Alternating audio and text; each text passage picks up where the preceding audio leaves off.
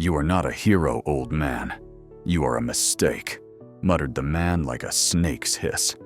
The guard raised his hand high, pointing toward the exit.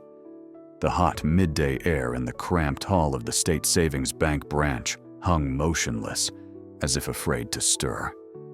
A long line gathered at the turnstile. Women fanned themselves with handkerchiefs. Men wiped their foreheads with cloths. At the cashier's window, a young clerk was processing documents without lifting his eyes. A dry, elderly man appeared in the doorway holding a cane. His faded field jacket shimmered with silver medals, small squares of combat honors, bravery awards, and a ribbon familiar to anyone who remembered wartime parades. He stepped forward. The cane tapped on the tile floor as he joined the end of the human chain. "Grandpa, do you have an appointment?" the cashier asked lazily without looking up. "If not, please wait, or give way to those who arrived on time. I only came to transfer my pension." "About my daughter," the old man murmured, leaning on the cane as if it were a lifeline. "Everyone wants just that," she snapped and shut the window. The queue whispered quietly, but no one spoke up. The heat grew stronger. The ceiling fan whirred loudly, circulating the same warm breath repeatedly. A tall guard in his 20s approached the elderly man. His shirt sleeves were rolled up, and a baton hung from his belt. "Old man, let's go outside before you collapse," he ordered, touching the medals with his finger. "If you want respect, look for it at the parades." The old man said nothing, clutching his briefcase to his chest tightly. He extended the token he had obtained at the passport office back in the days of the early 1990s, but the guard forcefully pushed his hand away and stepped forward. The crooked turnstile clanged harshly. In an instant, the veteran lost his balance. His cane slipped. The guard's boot struck it with a heel, and the silver-haired figure stepped into empty space. A muffled thud echoed throughout the hall like a powerful drumbeat. The ribbons of his medals clinked. The tiles responded with a faint echo in the hearts of each mother whose son was away on duty. The queue must not be delayed. The guard's voice came from above, like a fragment of poor-quality playback. The gray-headed man did not lift his gaze immediately. Only then did the veteran slowly and stubbornly lean on his palm, raised his eyes, and met the gaze of the sneering young man in uniform. "I fought through 2 wars, the old man said in a low voice, feeling he had never seen such indifference anywhere. "You fought, so move along," the guard laughed mockingly. Farther away, a door clicked shut. Someone in line muttered, "That is Johnson." But the words were lost amid the heat and fear. The old man tried to rise. The guard grabbed him by the collar and yanked. The sound of tearing cloth resembled the ripping of a bandage being removed. The crowd shuddered, yet no one moved. A woman in a light scarf closed her eyes. A man in a jacket clutched his briefcase like a shield. The medal for service to the fatherland slid across the tile floor and settled beneath the feet of the people. No one bent down. The old man. "The exit is there." The guard pointed with the toe of his boot toward the open door. The veteran lifted the medal, pressed it to his chest, and whispered quietly, "Forgive me." He then stepped forward. He was caught by the iron bar, which struck him in the stomach. The old man started coughing as his fingers trembled. The guard gave him a push, and in a moment, Robert Johnson found himself on the porch beneath the blazing sun. The wind whipped the St. George ribbon like an ancient banner left forgotten in the breeze. Inside the bank, voices rose again. Someone said, "Hurry up, the line is not endless." Robert Johnson wiped the dust off his medals and straightened up. His face was pale, but his eyes clear. He took his cane and began walking along the facade. At that very moment, a black car slowly stopped by the sidewalk. The window rolled down, and an elderly man in an old-style uniform appeared. He nodded briefly. Robert Johnson approached without rush. "4 minutes, brother," said the seated man. "We're here." The air seemed to tremble, as if something ancient and forgotten had returned to its place. Robert Johnson reached his apartment just after noon. The old gray brick building seemed like the back of another era. The windows looked dull, and the staircase creaked like a neglected accordion. He climbed to the third floor, holding onto the railing. The paint flaked under his fingers, revealing rusty steel. The hallway smelled of dried herbs and honey. On the windowsill, dahlias were drying, cut early in the morning. Robert Johnson took off his jacket, carefully smoothing the edge decorated with medals, and hung it on a nail beside the faded coat of his wife, who had passed away 10 years earlier. He brushed his fingers over the sleeve and lingered, as if wanting to say something. In the kitchen, the kettle began to boil. The veteran poured water into a worn glass with a holder and sat down at the table. A portrait of Robert Johnson's daughter and grandson rested on the bread box. The boy held a miniature tank model, while the girl clutched a bouquet of wheat stalks. Robert Johnson smiled softly, but the smile soon faded. Memories buzzed in his mind, like a distant engine. He carefully slipped off his boots and placed them neatly, following a familiar military routine. His socks were perfectly aligned and the laces tucked away. Then he pulled a blue bag from the closet. Inside were utility bills for electricity, gas, and water. His pension was modest, yet he never complained. An officer never complains. An officer reports accurately, he would say, recalling his days as a cadet in military school while teaching tactics. Robert Johnson settled into his armchair and opened an old notebook. The pages were yellowed, the lines trembling with age. Each name carried a story. Seeing the surname Dergachev, VPK, he sighed deeply. Years ago, they had carried a wounded comrade across a bridge in Grozny together. Now Dergachev was gone, buried in his village with a monument marking his resting place. His hand remained steady as he neatly marked a check beside the name with ink. The connection was still active. Outside, the sound of a car door slamming echoed. The lunchtime bell called the children. The veteran drifted into thought, and the pain from Baku returned suddenly, right where a tourniquet had struck his ribs. He carefully lifted his shirt to reveal a bruise darkening slowly. "It's nothing. We'll push through," he said aloud, and stood up to apply a damp towel. Silence filled the room once more. Only the clock on the wall counted the seconds, swinging its pendulum rhythmically. Tick-tock, tick-tock. With each swing, the past stirred to life. A nighttime march to a high-rise building. The crunch of stones beneath boots. The voice of Commander Johnson securing the right flank. An explosion. Darkness. A sudden stab in the back. The hospital corridors were spotless, filled with the scent of antiseptics, followed by an order. Hand over your personal weapons. Further service is impossible. Tick-tock, a new minute passed. The veteran was seated once again in the kitchen. He gently took out a small wooden box, removed the lid. Inside there were 3 bullets for an old rifle, a key to the shed, and a letter sealed with wax on the envelope. "Open it when it becomes impossible to remain silent," his own handwriting declared, penned many years ago in the hospital. He traced his finger over the wax, but then closed the lid. A knock sounded.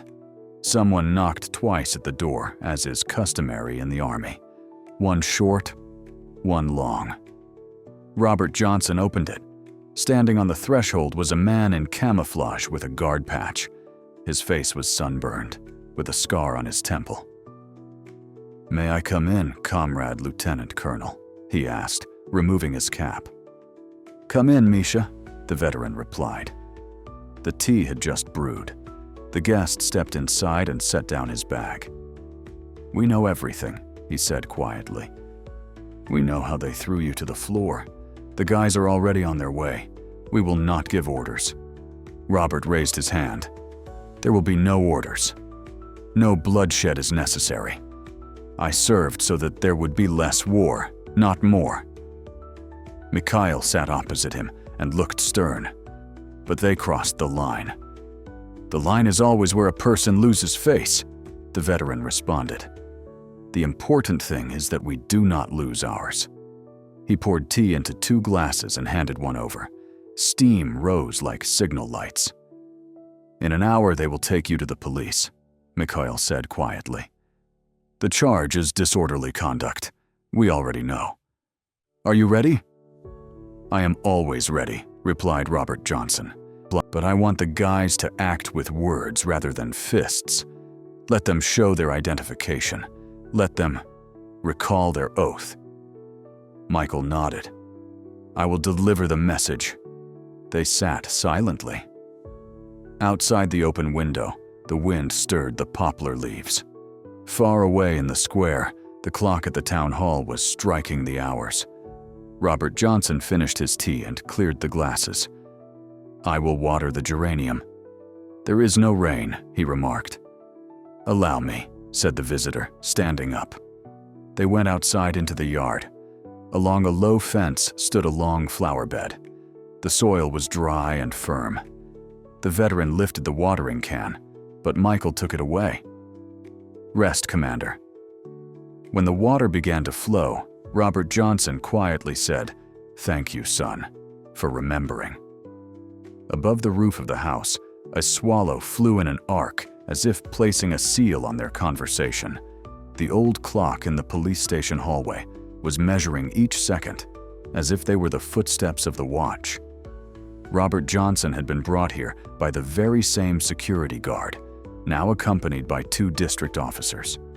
On the old oak table next to the duty officer stood a faceted glass with cold tea and a stack of logbooks. The air was filled with a mixture of dust, office ink, and sharp tobacco smoke. "We will sort this out," said Captain Kulikov, flicking through the thin protocol paper. "Hooliganism with resistance. Do you agree?" Robert Johnson stayed silent. He stood straight as if still on the parade ground with his arms by his sides. On the sleeve of his jacket, a fresh tear darkened, a reminder of the gate that had slammed shut. The young guard, so bold just moments ago, now kept his distance, hesitant and unsure. Their eyes met, his fallen against the cold tile floor. The veteran's gaze remained calm and heavy, as if weighed down by the bronze of an ancient cannon. "I served when you, Captain, were still in school," he spoke at last, quietly and without reproach. "But the decision is yours." The captain lowered his eyes and coughed. At that moment, loud shouts echoed down the hallway. The door swung open, and 2 more elderly men were literally pushed inside. Both wore worn coats, one leaning on a cane, the other with a bandaged arm. Their faces showed deep weariness, but their eyes burned with the same steadfastness. "What kind of gathering of veterans is this?" the captain snapped angrily. "Who brought them here?" "He was caught yesterday for causing a disturbance at the market," the sergeant mumbled. "The other one was arrested 2 days ago for smoking where it was forbidden." Robert Johnson exchanged glances with the newly arrived. This was the first unexpected turn. In recent months, these elderly men had been detained regularly, but all had kept silent, fearing the loss of a small pension bonus. Now they shared a common humiliation. The captain ordered them all to be placed in a temporary holding cell, which turned out to be cramped, dimly lit by a dull bulb, and smelled of damp wooden boards. Sitting on the bench was a young detective with a pale face. Upon seeing Robert Johnson, he suddenly stood up, trembling. "Father," he blurted. For a moment, everything went silent, but the youth quickly regained composure. "Sorry, I misspoke," he stammered. No one paid much attention to the words, but the veteran noticed the quiver in his voice. Later, a terrible truth would come to light. This operative, the only son of a fallen comrade, Robert Johnson from the Chechen campaign. Time passed in a slow, dragging manner. After 3 hours, Robert Johnson felt tired and unwell. His chest felt heavy, and there was a buzzing in his ears. A paramedic was called. The thin man with a worn-out medical bag checked his blood pressure. "Psychiatry is necessary," he pronounced with a strange finality. The veteran was clearly shaken. An order was sent to the higher authorities, and without being allowed to go home, the old man was taken to the city hospital to Department Number 3. There he spent the night by the window, staring at the stars and remaining silent. Only in the morning did a gray-haired man in the uniform of a medical service colonel enter. The veteran quietly raised his hand to his temple. "Alive, Robert?" asked the visitor. And for the first time, Robert smiled. "Alive, Boris Petrovich?" "Alive," came the reply. This was his longtime friend, with whom he had rescued the wounded under fire in the early 1990s. The third turning point. It was this man who would later hand over a folder marked "Top Secret when the time comes" to the prosecutor. Meanwhile, police officers were bustling in the hospital corridor. They awaited orders from their department, but no instructions arrived. The duty investigator called their chief, who did not answer. The city seemed tense, hanging on the edge of a storm. The next morning, the veterans in the cell demanded paper and a pen. They wrote a complaint addressed to the regional prosecutor, attaching a list of elderly arrests over the last 2 years. All three signed the document. The paper was sent through internal mail. This act became the fourth turning point. For the first time, someone dared to loudly declare that humiliation had become a system. In the evening, later that same day, a new face appeared in the cell. The officer who had mistaken Robert Johnson for his father removed his cap. "Forgive me," he said. "I have been afraid all my life to ask how my father died. Were you there?" Robert Johnson lifted his eyes. Silence filled the room. "Your father shielded me," he replied. "Remember, honor means staying silent, yet standing strong." The officer took off his epaulets and placed them on the bench, then turned and walked away. He was never seen on duty again. This marked the fifth unexpected twist. The quiet departure of a hero's son. The night seemed endless, but at dawn, hurried footsteps echoed down the corridor. The lock clicked open. A major from the prosecutor's office entered and briefly commanded, "Prepare yourselves. The documents have been reviewed. You are to leave."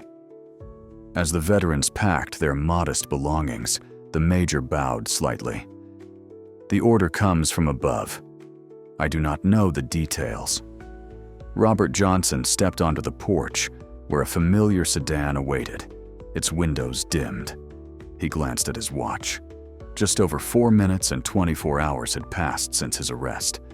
He could not have known that at that very moment, 3 Special Forces vehicles would arrive at the precinct's yard, signaling the start of the final confrontation. The courtyard was quiet. Bright morning light and a fresh breeze from the river created a surprisingly peaceful atmosphere. Yet that calm was shattered by the eyes of passers-by. They averted their gaze, as if the sight of the gray-haired man reminded them of their own deep-seated cowardice. The major offered to give him a ride home, but Robert Johnson declined. He chose to walk. His shoulders were straight, his stride calm. Along the way, he noticed a sparse notice posted on the wall. A community gathering to honor the memory of veterans from the Chechen campaign was postponed. The meeting came to a halt. A sheet of paper trembled in the breeze, as if it were a manuscript forgotten on a windowsill. A veteran carefully peeled off the notice and folded it with care. His Khrushchev-era apartment greeted him with the creak of a door. The hallway smelled of fresh paint. Neighbors had spent the morning cleaning and attaching new trim. On the steps stood cans of white enamel paint, with a teacup filled with water nearby. Robert Johnson glanced around. No one demanded gratitude. People quietly dispersed to their apartments. He climbed to his floor and noticed a wooden frame neatly leaned against his door. A note written on the glass was faintly visible. It said it was too late to drink Borhomi, but now we understood. Bomoy. This was the 6th unforeseen turn. The silent regret of the residents hung in the air. Inside the apartment, The veteran took off his jacket and gently arranged his medals on the green cloth inside a small tabletop display case. Then, he pulled a gray notebook from a drawer. In neat handwriting, at the very end of the list, he checked off an entry and quietly spoke. They called their own.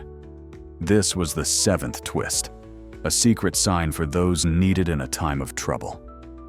At noon, his neighbor Maria Stepanovna arrived with a plate of porridge.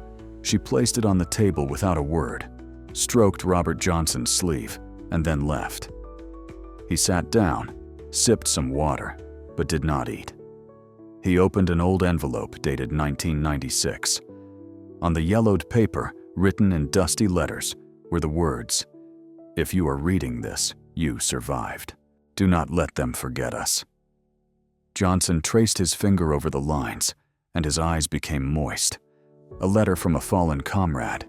The 8th unexpected turn. The fading day reminded him of a duty long overdue. As the evening dimmed, a young man around 20 entered the courtyard, clutching his shoulder.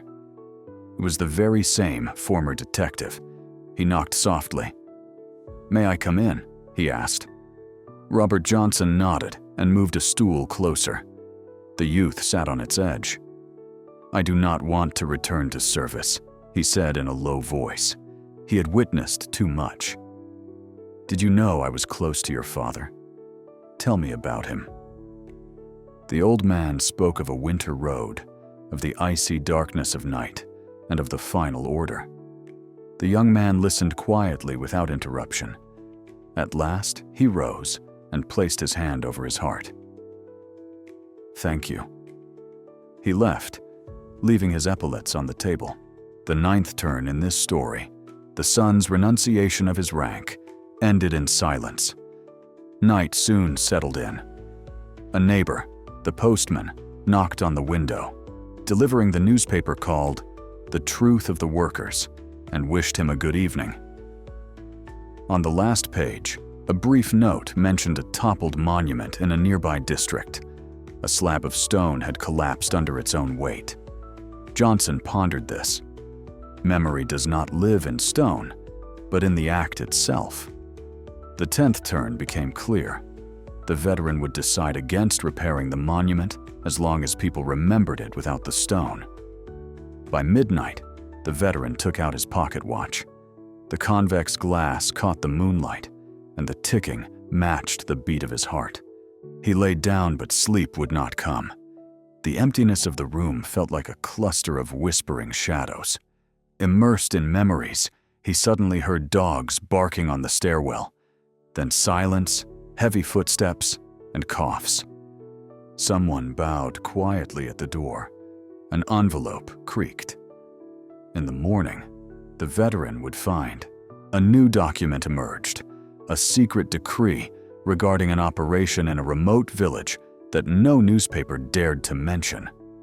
This marked the beginning of the 11th turn.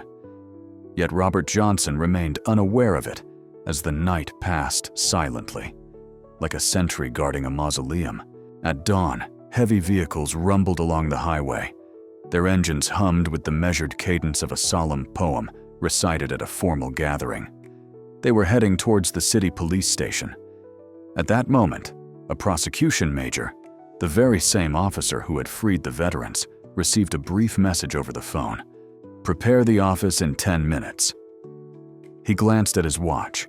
The silver hands displayed 5 minutes past 8 in the morning. Through the glass, he saw the first of the Black Army Tigris vehicles turning toward the station gates.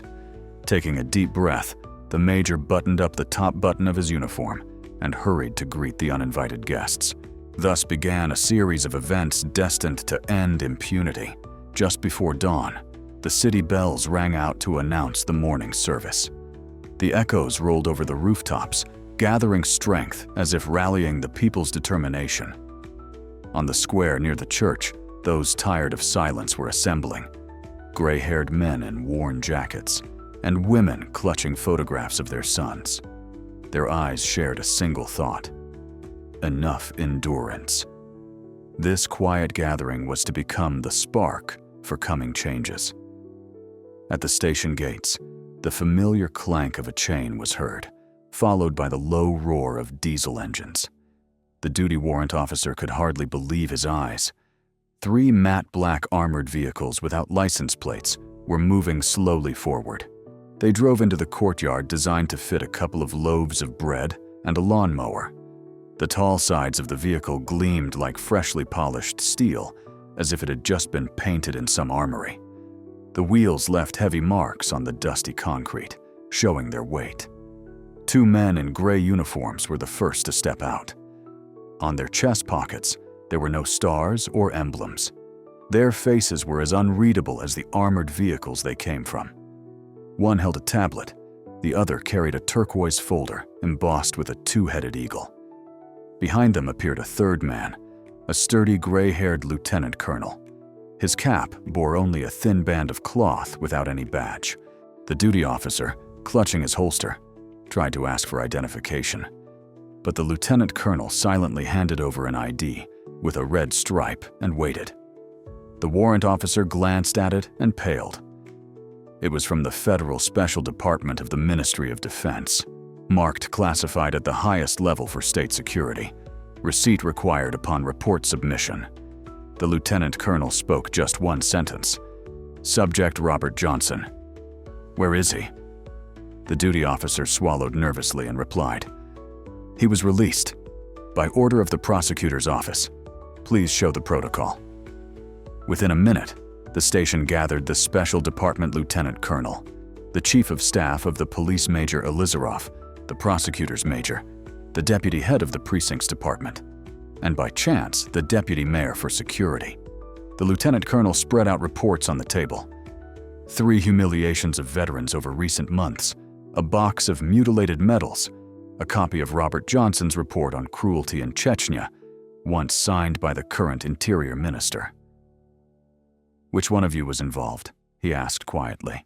Silence filled the air, heavier than damp wool. Major Elizarov brushed dust off the shoulder of his jacket and muttered quietly, No, honestly, this is just a routine procedure. The lieutenant colonel lifted his eyes. Routine? You call this a ritual of humiliation routine? In this city, honor is forgotten. He took out a small radio transmitter and pressed a button. Bastion unit, secure the perimeter. Do not let any intruders leave. This was the 11th unexpected twist. The old veteran was now protected by an entire closed special unit, quietly formed by an order after the first Chechen campaign. The special forces of the Kokhtani unit spread across the courtyard and hallways. Not a shout or a gunshot was heard. Only the creaking of doors and the sharp voices of command on the phones broke the silence. While silent pressure built inside the station, Robert Johnson walked toward the building on foot. 2 comrades accompanied him, retired Lieutenant Pakhomov and Warrant Officer Agiv. Both lived in nearby districts and had received an urgent signal from the gray notebook. They walked in silence, with only Pakhomov occasionally nodding at passing buses. Suddenly, Agiv said, 4 minutes. We have already exceeded their limit. Johnson replied sternly, War is not measured by a stopwatch. We will get there while the heart holds. They turned toward the department exactly as the last Bastion fighters closed the gates. One of them recognized Johnson, gave a military salute, and slid the gate open. The veteran and his companions entered the courtyard. The chief of the police department, a stout lieutenant colonel with a flushed face, rushed out of the building shouting, You do not have the right, while waving papers in his hands. This was an act of lawlessness. The Special Department Lieutenant Colonel turned toward him and said, Authority. He held up a folder. Here are the signatures of the Security Council and the Chief Military Prosecutor. Your protocol is worthless. The bulky officer tried to argue, but 2 men in gray uniforms intercepted him gently, without harshness, and led him aside for questioning. This was the 12th twist in the tale. For the first time in many years, senior officers felt that responsibility could be silent yet inevitable. In the assembly hall of a former cultural center, now transformed into an improvised conference room, a rectangular table was set up. Seated there were the regional prosecutor, a representative from the Ministry of Defense, the chairman of the Veterans Council, and unexpectedly, the Minister of Defense, who arrived without any security detail. He stood, nodded to Robert Johnson, and quietly asked, "Our speech is expected." Robert Johnson, leaning on his cane, shook his head in refusal. "Words are just dust," he said. The matter was important. The minister sat down. The room fell silent. The incident review began. Johnson recounted the events calmly, how he entered the bank, how he fell, how his medals clinked. There was not a single accusatory outburst, only facts. When he finished, the prosecutor rose and declared, "Those who behaved rudely are being suspended. An investigation will begin immediately. This is only natural." The minister spoke, but added little more. He produced a letter tied with a scarlet ribbon. It contained the decision to establish a Veterans Committee at each district office, granting members entry without passes for observation purposes. The head of the Novocherkassk Committee was to be appointed accordingly. Retired Lieutenant Colonel Robert Johnson stood in the room as a barely audible sigh echoed. He took the paper, glanced at it, then lifted his eyes. "We do not need documents. Arrange things so that people stop living in fear." The minister nodded silently. This was the 13th unexpected change. Those in power did not speak loudly, but bowed silently. Later that evening, a truck arrived at the department yard, loaded with crates. Each bore a stencil of the Restoration Medal. Veteran orders that had been damaged during recent arrests were collected and taken to the workshop. In return, each veteran received a meticulously recast replica. As the sun set, the Tigers left the courtyard one by one.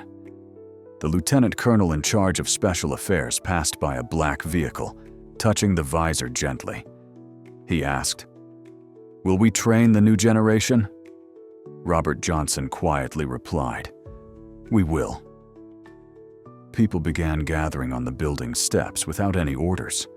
Some held old photographs of comrades in service. Others clutched documents related to military benefits with faded stamps resembling tears of guarantee.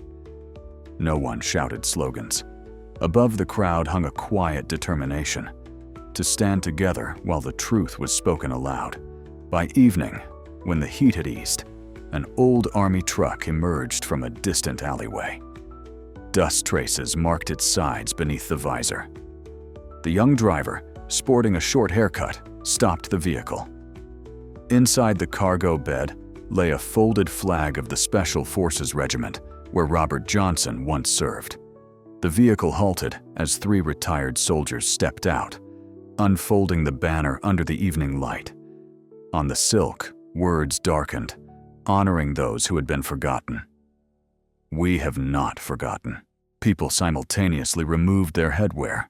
Their faces were bathed in the gentle glow of lanterns. This momentous silence turned into an invisible march of protest. Meanwhile, the commission continued its session. The prosecutor read aloud the collected facts. It was revealed that in the region over 2 years, 17 veterans had been detained for preventive measures. Not a single case reached court, yet everyone returned home with a broken medal or bruises. These individuals were labeled troublesome for reminding officials of their duty. Robert Johnson listened quietly, recalling the faces of comrades with whom he had shared trench bread. "Why did they remain silent?" the minister asked. "They were embarrassed to ask," answered the veterans' chairman. "They did not want to seem like complainers." Robert Johnson rose slowly. "We were raised in a system where gratitude was shown not by words, but by deeds. But when a deed meets indifference, protection becomes necessary." He tapped his cane on the floor. "I ask only for one thing, that the elderly may reach the post office alive and return without disgrace." The hall responded by standing up. This simple act of rising by people of various ranks, ages, and beliefs became a silent resolution. From this day forward, no gray-haired warrior would be insulted. The gesture did not enter the protocol, but would be remembered more vividly than any decree. After the session, the minister stepped onto the porch. The very same young officer who had laid down his insignia approached him. "Mr. Minister," he said, "I am ready to serve differently, not by the letter of fear, but by the letter of conscience." The minister stared at him for a long time, then nodded. "Go to the police academy, and you will study the law, a man. You will return and become an instructor in place of those who forgot their oath." A young man got into the arriving official Volga car and drove away into the night. The shadows of the streetlights accompanied his path like a barely audible hymn of remorse. Thus, the inner transformation of one person became part of a great reform. Hours later, the courtyard emptied. Only the watchman remained. The veteran's flag fluttered on an ancient flagpole. Robert Johnson slowly ran his hand over the fabric. Suddenly, he felt a gentle touch on his shoulder. The former medic Boris Petrovich handed him a small box. "This is for you, Robert. I found it in old papers." The wind stirred the gray hair and strands of the veteran. He opened the box. Inside lay a polished silver token. On the back was engraved, "Honor." "It is silence with open eyes." Johnson clenched the token in his fist. A strange calm filled his soul, as if an invisible wound had closed. That day, which shattered the usual order, passed. It will be remembered not for loud headlines, but because hundreds of silent people saw respect, perhaps without noise or cruelty for the first time. In the following weeks, the city lived as if walking on thin ice, carefully listening to every crack in the news. Yet the most important events took place in stone offices, where the noise of the street did not reach. On the very first Monday, a special commission arrived at the police station. Leading it was Colonel Belozyorov of the Internal Service, a man with a face like frozen granite. He disliked long introductions and gave the order to assemble all personnel immediately. In the assembly hall, the lists were checked, then briefly announced. 10 employees were suspended, including several department heads. Temporary management was assigned to Captain Ryazantsev of the medical service, who was responsible for coordinating with veterans. From this day forward, every detention of individuals over 60 years old would be reviewed by the prosecutor. The words dropped like attendance in a march log. The silence in the room was so deep that the flutter of a pigeon's wing near the ceiling could be heard. Meanwhile, letters flew out. One addressed to the Minister of Internal Affairs, another to the Veterans Committee at the Federation Council, and a third to the local newspaper called Workers' Truth. Each began with the line, "The elderly have been humiliated, the memory of the nation shamed." The author was a veteran writer named Podrezov, a comrade of Robert Johnson from their school days. He was 71 years old. Elderly readers treated his manuscripts like a prayer book, trusting every word. The newspaper published the letter on the front page in large print. People riding trams read it and nodded in agreement. However, the main legal battle unfolded in the regional court. The prosecution charged the bank security guard, duty captain Kulyakov, and department head Elizarov with abuse of official power, resulting in the insult of human dignity. Defense lawyers tried to argue, but their points crumbled like sculpted stone under rain. When the hearing day arrived, the courtroom filled with people as if it were a church on Easter. Women holding portraits of their husbands who were Afghanistan veterans sat in the front row. Behind them, the tension lingered in the air. Retirees adorned with medals for their valor stood silently, with arms crossed in the third row. Among them, Robert Johnson had settled, his cane resting nearby like a silent witness. Judge Fina Yakovlevna Kozhano examined the documents, concealing her anxiety behind a composed demeanor. Suddenly, 14 men dressed in civilian clothes entered the courtroom one after another. They were old, yet sturdy. Without uttering a single word, they took their seats apart from the others. These were comrades in arms from every corner of the region, who arrived uninvited. Their silent presence created an unexpected atmosphere, heavier than any accusatory statement. "Stand up," commanded the judge. The men rose as the trial began. The prosecutor presented the facts steadily. The bank guard lowered his eyes, avoiding any meeting of gazes. Captain Kuliakov struggled to object, but stumbled over his words repeatedly. The defense attorney argued about the defendant's grueling work and the lack of clear instructions. The veteran's steady gaze was the only response, a silent rebuke. Midway through the hearing, the prosecutor announced the summoning of a special witness. The entire room held its breath. A major from the prosecution entered, the very officer who had freed Johnson. In his hands, he carried a sealed folder. Copies of reports on personnel casualties in the southern region, secret correspondence from the mid-90s, and on the last page, the signature of a man who is now the Interior Minister. This document was hidden before, the major declared. It confirms that Lieutenant Colonel Johnson repeatedly reported the brutal treatment of civilians by junior officers. The way the bank veteran was treated is merely part of a much larger chain. A murmur swept through the rows as the judge frowned. The prosecutor spoke, and the defense attorney prepared to respond. He tried to object, but the law was relentless. Witness. The city heard for the first time that evil, just like good, has deep roots. The hearing dragged on. The judge announced a recess. On the courthouse steps, passers-by awaited news. They smoked silently, wrapped in coats, despite the mild weather. At the small square by the court, a makeshift field kitchen was humming. Volunteers served hot tea. People drank, looked up at the sky, and no one spoke about trivial matters. On the second day of the hearing, the lawyer suddenly went to the bank and filed a motion for a medical evaluation of the veteran. Despots.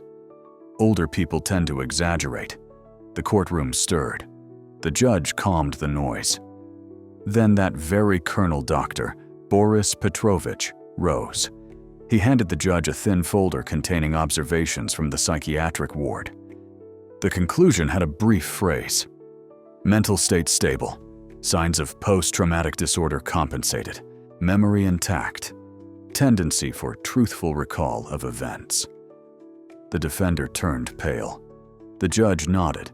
The motion was denied. The story was gaining momentum. Share where you are watching from and subscribe.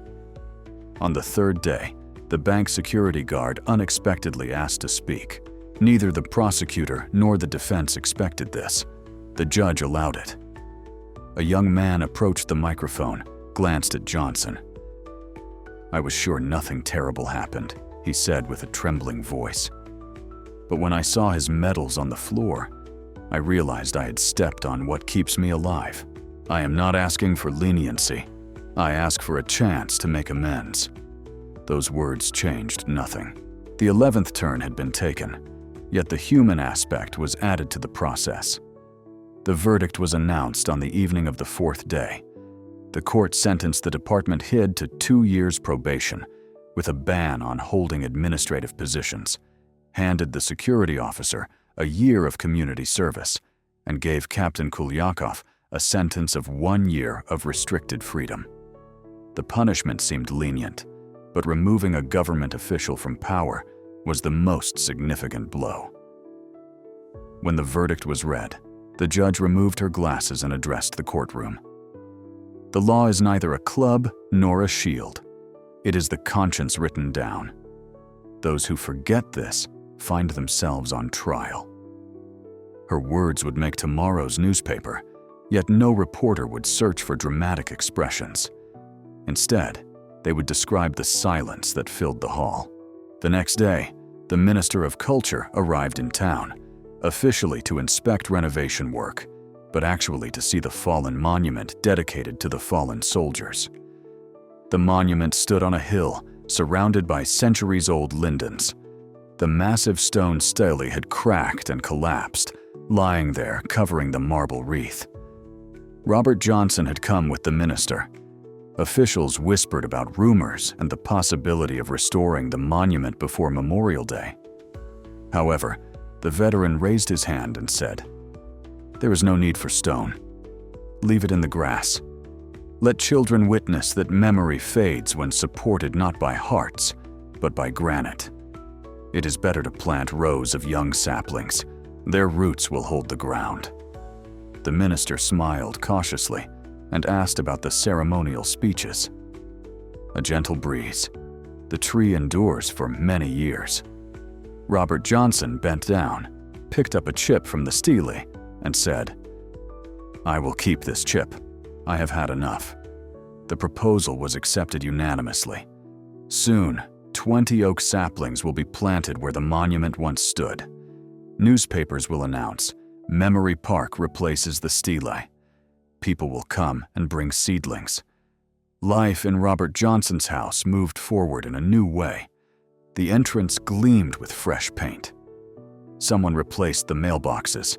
Another called an electrician to fix a light bulb. Neighbors brought homemade pies.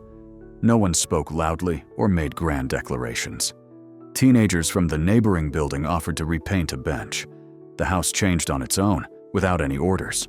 One day, Robert Johnson stepped outside with a broom and noticed the new door made of oak, releasing a slow scent of varnish. A plaque hung on it, reading, "Honorary Resident of the House." He shook his head, but the neighbors stood around smiling. This was the 12th turn, a delayed but sincere acknowledgement. In the evening, his grandson Pasha came home from school, holding his diary with a gloomy look. "What happened?" asked the grandfather. "An essay, Grandpa," the boy muttered. "The topic is, who is your hero? I wrote about you. The teacher told me to rewrite it and said, you cannot put family. It has to be someone famous." I tore the notebook apart. Robert Johnson sat next to him quietly. "A hero is not the one everyone knows," he said softly. "A hero is the one who does not look away." Pasha raised his eyes. "What if I write it again?" "Write it. Let the teacher explain why there are stars on epaulets, if heroism comes from orders." The next day, Pasha will read the essay aloud. Silence will fall in the classroom. Then the teacher will stand up and say, "Sit down, 5. One of the last embers of indifference will burn out within a month. After the court session at the City House of Officers, the first honor committee was established. In the hall, letters from families who had raised children of the fallen were gathered. Veterans sat around the table, with young officers beside them. The discussion focused on housing benefits, medications, and school breakfasts. No one remained silent anymore. People demanded, proved their points, and signed documents. Robert Johnson presided over the meeting, tapping his cane to the rhythm of decisions. The audience listened like a metronome.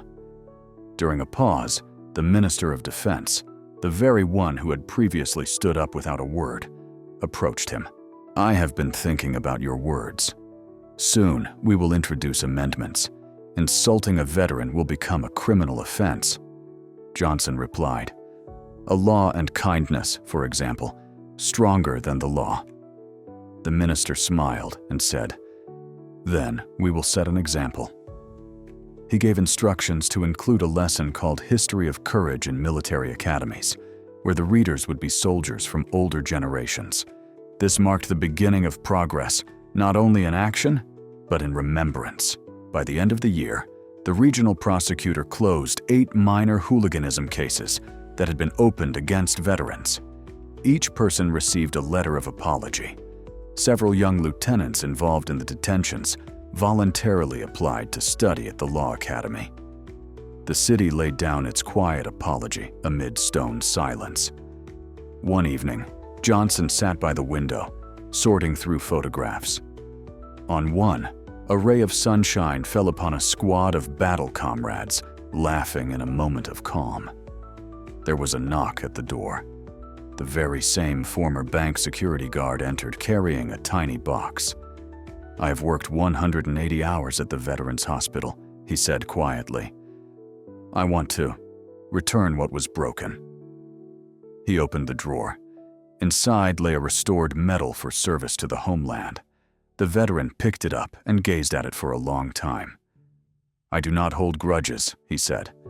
"But remember, every medal is a prayer, a bone, and blood. The guardian has left." Robert Johnson closed the drawer and placed it on the shelf. Inside him there was no anger, only a sense of closure. It was that very evening when a letter arrived from the Capitol. The envelope was white with no return address. Inside was a printed decree to award Robert Johnson the Medal for Merits to the Homeland of the Third Degree for his activities in defending veterans' rights. At the bottom was the president's signature. The veteran set the decree aside and stared for a long time out of the darkening window, where the lights of neighboring houses reflected. Then he took a pen and wrote a reply saying, "Thank you. Please attach the obligation to establish a committee of honor in every district to the decree. I will receive the medal only after the first report on the work done." He folded the letter and put it into the envelope. On the envelope, he wrote the administration's address. 2 days later, a telegram arrived responding, "The condition is accepted." People would tell the story later. For the first time in many years, a decree returned to power with a condition attached. One more week passed, and a solemn meeting took place in the Regional Drama Theater. On the stage, there stood a tall pedestal draped with red velvet, yet the medal was never placed there. The spot remained empty until the committees reported. The defense minister gave a short speech and repeated Johnson's words about silence and honor. The audience applauded while standing, but Robert Johnson himself was not in the hall. At that moment, Robert Johnson was sitting in the corridor of the pediatric ward in the hospital, waiting for the heart surgery of his comrade's son to be completed. Life went on, as if demonstrating that every act of courage is measured not by medals, but by proven loyalty. In the spring of the following year, the regional court reopened its doors. This time, it was examining a case about abuse of authority in the police department, involving 3 more veterans. Robert Johnson acted as the representative of the Committee of Honor. The judge, Fina Yakovlevna, appeared visibly fatigued, but her voice rang with steel. She declared, "The state can make mistakes, but it must correct them. This is its duty." After the hearings concluded, the regional prosecutor approached Robert Johnson. He showed a newspaper clipping containing an old report by Johnson describing a nighttime battle near Argonne. The prosecutor said, "Your truth has reached the people." Johnson smiled and replied, "One word can replace a dozen orders, and sometimes it is enough just to pick up what lies on the floor." In summer, at the school where Pasha studied, a board titled "Lessons of Courage" was installed. The photos featured people without loud fame, like nurses, sappers, and signalers. Among them was Robert Johnson's portrait, with the inscription, "Honor is silence with open eyes." Children would pause quietly as they passed. Teachers said the value of these lessons was not in heroic deeds, but in the ability to not ignore the pain of others. Robert Johnson himself came only once, stood quietly in the hall, listened to the noise of the break, and quietly stepped aside. He was not attracted to empty words. What mattered to him was that children saw a different measure of worth. Strength expanded. By autumn, 7 honor committees operated within the city, with 2 more being established in neighboring districts. The initial report was sent to the Capitol. Based on this report, the president approved extra funding for elder rehabilitation programs. The medal intended for Robert Johnson was finally delivered to the regional administration, but the veteran requested it be placed temporarily in a museum. In a letter to the museum director, he wrote, "When the time comes, return it. For now, Let it serve as a reminder to all. When the leaves had turned yellow, a memorial evening for the fallen was held at the city library. A chair appeared on the stage, as if reserved for someone who had arrived late. The host said, "This chair is for those who have left, but remain a duty within every heart." People placed candles and photographs by the chair. Robert Johnson was seated in the audience, and as he stood to leave, an unfamiliar girl handed him a notebook with her essay about a hero living nearby. He quietly accepted the notebook, thanked her softly, and realized that memory had begun to live without government support. Towards the end of the year, the regional newspaper summarized the results.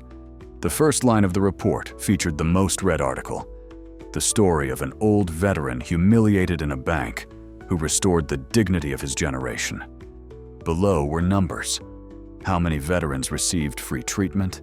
How many families found lost service documents? People folded the newspaper and smiled because for the first time in many years, the statistics smelled like fresh bread.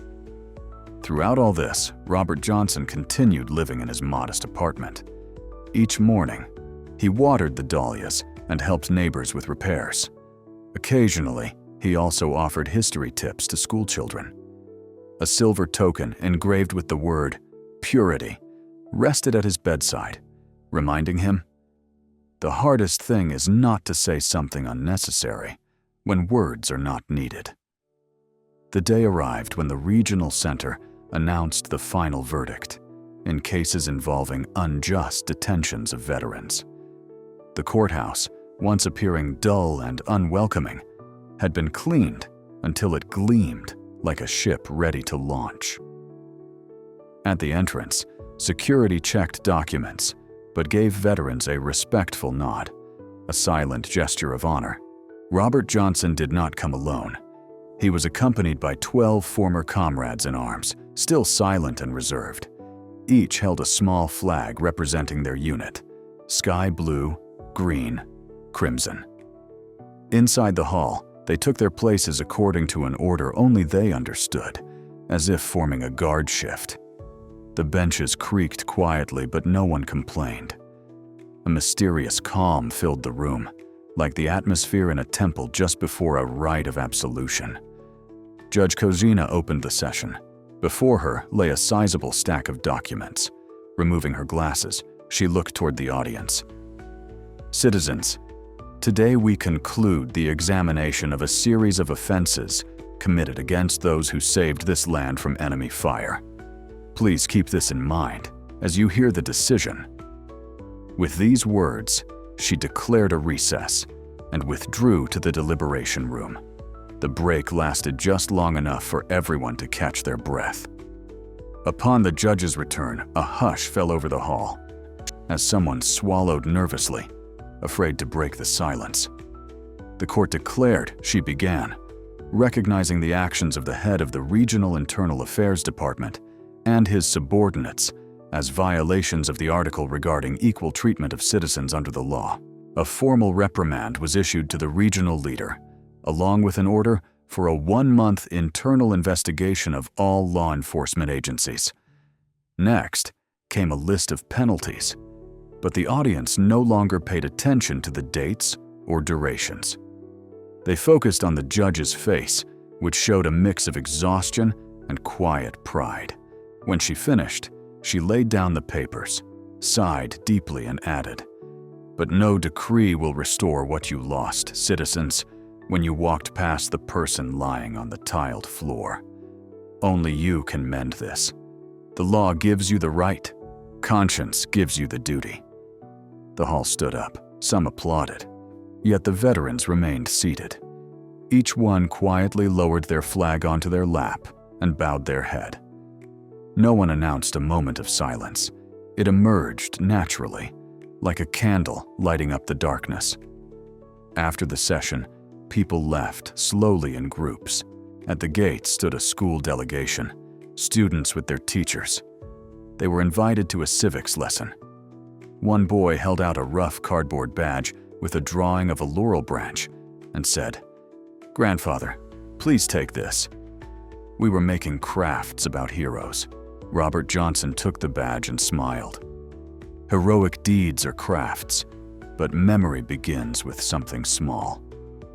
The teacher softly asked for a blessing for the classwork. The veteran raised his hand, reminding everyone of his oath. I serve the homeland. The children fell silent, as if memorizing for an important test. The following morning, the local newspaper printed only a brief note. The court had restored the honor of the veterans. There were no flashy headlines or photos. People simply needed to know that justice had been served. The newspaper sold out instantly. Even the newsstand vendor was astonished. Grandmothers waiting in line for bread read the second column announcing that the honor committees had started operating in every district. For the first time in many years, the pages carried no exclamation marks, as if the very tone of the news had softened. That evening, in the officer's house, a quiet meeting took place. There were no tears or fanfares. Around a long oak table sat representatives of the committees. Under the flag leaning against the wall stood Robert Johnson. He looked up at those present.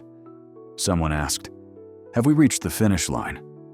Johnson replied, "No, we raised the starting flag. The real work is not to punish the guilty, but to prevent new ones from appearing." We did not wave our fists. We demonstrated strength with a calm step. He pulled out a silver token, its letters glittering in the light. "This token will be kept in each committee in turn. A city that allows it to lose its shine will lose its conscience too." The proposal was unanimously accepted. The token was entered into the first minutes as a symbol of silent guardianship. Late that night, Robert Johnson stepped onto the porch of the officer's house. The moon rested on the roof opposite. The street was asleep. The wind swayed telephone wires like cello strings. The deputy mayor approached the veteran. "The townspeople are wondering if you would like to accept the honorary badge?" "I do not want to," explained Robert Johnson. "Fewer plaques on the wall means less dust. I have seen how dust becomes a habit." The deputy nodded like a student and walked away. Around the corner, he took out a notebook. "Tomorrow, I will change the sign to the honor board for memory, so everyone can leave a letter asking for help there." Johnson watched him leave and thought that the word serve could be a verb, not a ladder. He placed his hand on the railing, and the coolness of the wood reminded him of his first night at the military technical school. Long ago, when everything was just beginning. At home, it was already past midnight when the veteran opened the window. In the moonlight, the dahlias gleamed with drops of recent rain.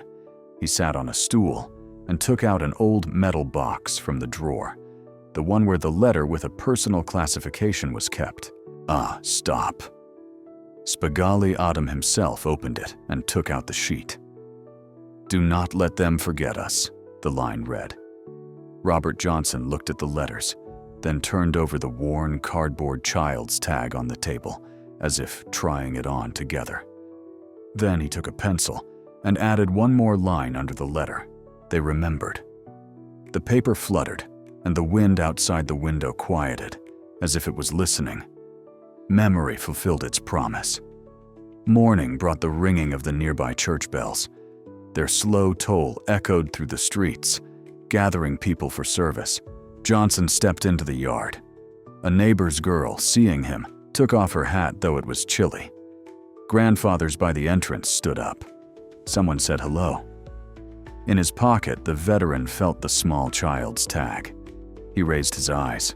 The sky was a clear blue, as a flock of birds traced an invisible wedge across it, and he realized that the echo of yesterday's trial had dispersed like those birds, quietly, far away, yet forever present. The sun was just rising over the sloping roofs of the distant village called Polovaya Sloboda when the morning bus brought Robert Johnson and his grandson to the roadside. The asphalt ended there, and a clay path began, where grass grew and smelled sweet like honey.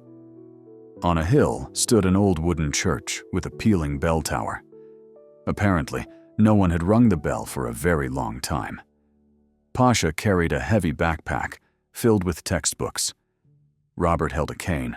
They walked in silence, hearing only the chirp of a grasshopper and the distant call of cranes. At the doorstep of the house where the family had once lived, they were greeted by dry autumn grass.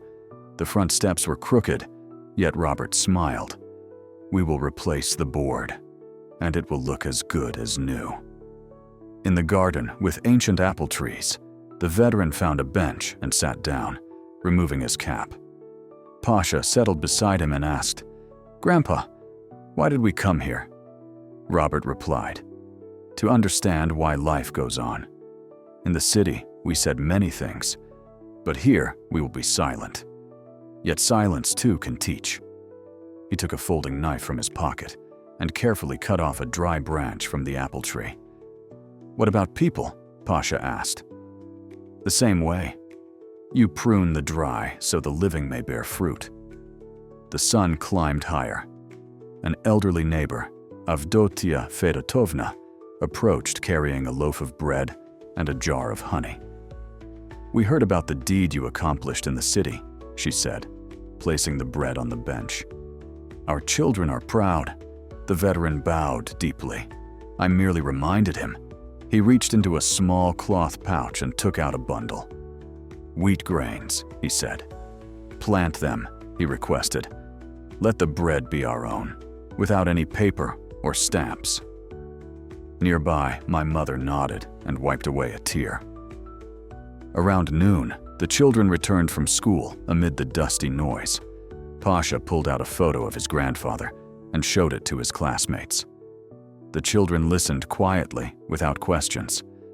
Only one thin boy plucked a blade of grass and said, "It's good that the truth won," then ran off toward the river. Pasha caught up and gave him a cardboard memory token. The boy held it tightly and slipped it into his pocket. This is how the seed of a new unity was planted. In the evening, the grandfather and grandson sat on a bench. On Robert Johnson's lap lay a cap, inside of which was a letter from a fallen comrade. The grandson read aloud, hesitating occasionally. "If you are reading this, it means you survived. Do not let them forget us." He looked up. "Grandpa, they have not forgotten." The veteran stared into the sunset. "As long as we live, son, memory lives. The main thing is not to look down." A breeze rose from the garden's edge, swaying the apple trees. The last sun rays lit up 2 generations on the old bench. Night fell quietly. Stars began to twinkle in the sky, and the path to Kazan seemed like the road where memories faded.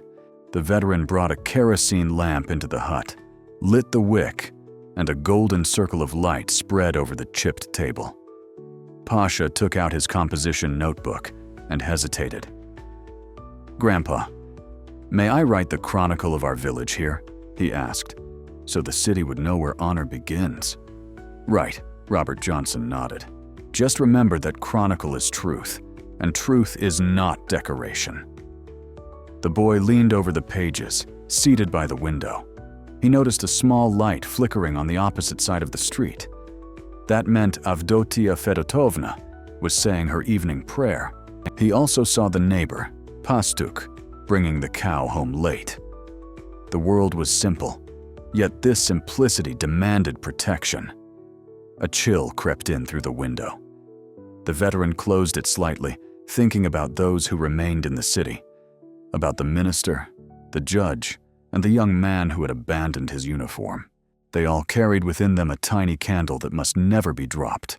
Therefore, the work was not finished. "Tomorrow we will go to church," he quietly told his grandson. The bell was silent. It needed to be awakened. "But what if I don't know how to ring it?" the boy asked. "We learn throughout our whole life," the grandfather smiled.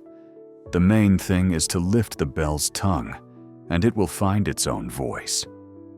With these words, they extinguished the lamp. The gentle crackle of the wick faded into the night's silence. Pale moonlight shone through the window, and it seemed that memory itself bent over the old veteran's house, guarding those who did not look away. 6 months passed. Winter had left, leaving transparent puddles on the roads reflecting the first spring sun. The city, once shaken by the story of the old man's humiliation, now lived differently. Students volunteering stood watch in veteran committees' windows, and on police department doors hung signs stating that legality of detentions was checked daily. No one hoped to change the world at once, but a new conversation had begun, built not on fear, but on respect. Robert Johnson. Robert Johnson rarely visited the town. He would come for meetings, listen carefully to reports, speak little, and most of the time stayed in the village. There, he restored the leaning house, accompanied his grandson to the bell tower. When Pasha struck the heavy bronze bell for the first time, its deep sound filled the surroundings like distant thunder responding to the arrival of spring. One day, the veteran received a summons to Moscow. In the gray building of the Ministry of Defense, he was met by the same lieutenant colonel of the special department, who was now a major general. On the desk lay a box covered with green velvet. The general said, "The state has not forgotten your terms." Committees of honor had been established in 22 regions. "Your word is kept. Allow me to return the award." He lifted the lid. Inside, the Order of Merit for the Fatherland shone brightly. The metal gleamed like morning ice under the sun. Robert Johnson took the order, weighed it in his hand, and then placed it back into the box. "Let it stay here for now," the veteran said. "When the last region opens a committee, I will come on foot and collect it. Honor loves the journey."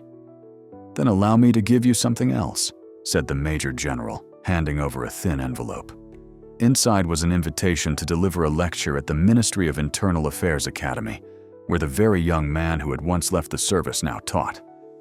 The lecture's topic was "The True Power in Silent Resistance." Robert Johnson smiled, completing the circle where the mistake turned into a lesson, and the lesson became a bridge. On the 1st of May in spring, the town celebrated Labor and Remembrance Day. A wooden stage was erected in the square. No fireworks, only wartime songs and collective readings of letters from the front. By midday, a gentle rain began to fall. People opened their umbrellas, but no one left. As the event was nearing its end, the Minister of Defense stepped onto the stage. He reached into his pocket and pulled out a small box, raising it up. "This is a silver token, a symbol of silent guardianship," he declared. It belonged to the committees, yet today the chief custodian chose to return it to those for whom it was created, the people. The minister pinned the token on the state banner. Let it travel through schools, hospitals, and factories, reminding everyone that respect cannot be bought. It is earned through deeds, he continued. If in some corner of our land it grows dull, it means someone no longer cares. We must not allow that to happen. Robert Johnson stood at the edge of the stage, leaning on his cane. The crowd applauded, but he raised his hand, signaling for silence. "Friends," he said, "I thank you for your attention. But you know, each of us holds an invisible order, created by kind acts. Cherish it." The crowd responded with a long silence. The quiet was like glass, refracting the loudest emotions. That summer, the veteran set out on a walking journey through districts where committees had yet to be established. With him walked his grandson Pasha and a couple of loyal companions. The paths led through fields, villages, and fords. People came out to meet them, offering shelter. In 1 month, they covered 3 districts, converting old clubs into new veteran reception centers. Newspapers called the journey a pilgrimage of honor. But Robert Johnson himself did not read the newspapers. I listened to the nightingales crackling in the bushes and the crisp sound of last year's leaves crunching beneath my feet. One day, a young police officer approached him. He introduced himself timidly. I am from the department that once detained you. Now, I serve elsewhere." He removed his cap and said, "Allow me to assist." Then he walked beside him silently, asking for no thanks. Early in September, a conference titled Honor and Duty was held in the Capitol. Among the speakers was Robert Johnson. He spoke last. The room was filled with cadets, officers, and researchers. The veteran stood up, leaning on the podium. "People often ask me where strength comes from," he began. 3 years ago, I lay on the tiles with metals clinking nearby. No one helped me up. That is when I realized the true power is carrying silence until it becomes loud." He shared stories about tigers, trials, and the committee. His words were simple, but captivated every listener. When he finished, the hall rose to their feet. There were no applauses, only the same silent sign of respect. "I serve Russia," he said briefly before sitting down. In the autumn of that year, the Ministry of Defense issued an order. Military schools were to introduce a subject called Lessons in Silent Courage. The textbook was the book Honor is Silence, written by a group of cadets under Robert Johnson's supervision. The preface bore the dedication, "To those who lay on the tiles without lowering their gaze." The printed edition sold out instantly. Libraries placed the book in a prominent spot alongside war novels. Winter arrived unexpectedly early. The first snow covered the paths of the field settlement. The veteran climbed to the bell tower together with his grandson. The cast-iron clapper froze, yet struck clearly. The sound soared above the forests and fields and seemed to reach all the way to the city. "Do you hear that, Pasha?" asked the grandfather. "Yes, it sounds like memory," the boy replied. They descended, and villagers awaited them on the porch with hot tea. Someone brought a small committee flag and pinned it to the gate. Thus, a little miracle took place. In the spring of the following year, Robert Johnson returned to Moscow once again, this time to receive an award. Every district's committees had been established. He walked into the ministry hall as promised. The general stood up. The Minister of Defense presented a box. Johnson took the medal, unbuttoned his jacket, and pinned it on his chest near the Service to the Motherland badge. Then he turned to the audience and said, "Thank you. I will keep this medal. But remember, its shine is not the goal, but a reminder." Later at the station, veterans greeted him. They handed him a flag. "We have not forgotten," they declared. Johnson raised the banner. The wind gave it a voice. The flags rustled like pages in a book. The journey home was long. The train moved through snowy plains. Inside the compartment, the old man sat by the window counting the wheel beats. Nearby lay an envelope. It was a letter from the boy whom Pasha had given a cardboard token to. The letter read, "I grew up and entered medical school. I want to treat veterans. Thank you for showing me the way." A tear gleamed in Johnson's eyes. He understood the circle was complete, and the memory had been passed on. In mid-April, as the last snow melted, the veteran stepped into the garden. The dahlias had blackened over the winter, but the earth beneath them was warm. He took out a small shovel and dug a garden bed. His grandson brought fresh tubers. "Shall we plant them?" the boy asked. "We shall," the grandfather replied. They placed the tubers into the soil. The sun warmed their backs, and the air carried the scent of forthcoming blossoms. At that moment, Robert Johnson felt a gentle tiredness, the kind that follows a day's work well done. He sat down on a bench, removed his cap, and watched the clouds. In his hand, a medal gleamed. The man ran his finger over its ridged edge and smiled. "Well then, my friend," he quietly spoke to the medal. "Now we will serve together." Far away, dogs barked along the road. The henhouse smelled of rain and earth. Life moved on naturally, and in every crack shone a slender ray of honor, because one old man once picked up his medals from the floor and held his gaze high. Later that evening, on the very edge of the garden, the first dahlia blossomed. Its crimson petals glowed like an open symbol of gratitude. Pasha called his grandfather, and together they stood for a long time, admiring the small miracle. The flower seemed to confirm, anything cast upon good soil will surely sprout, whether it is a seed, a word, or a quiet, steadfast dignity. Twilight deepened while the lamp's light inside the hut shifted shadows on the walls. Johnson lifted his old accordion and gently stretched its bellows. A soft, nearly forgotten tune floated above the garden. The song had no words, yet each note expressed thankfulness. Neighbors gathered on the porch, listening without interruption. Thus this story ends, not with a loud finish but quietly, with warmth and respect. Like a chord played softly, it serves as a quiet reminder. Honor exists as a gentle voice of conscience, audible only to those willing to listen. Yes,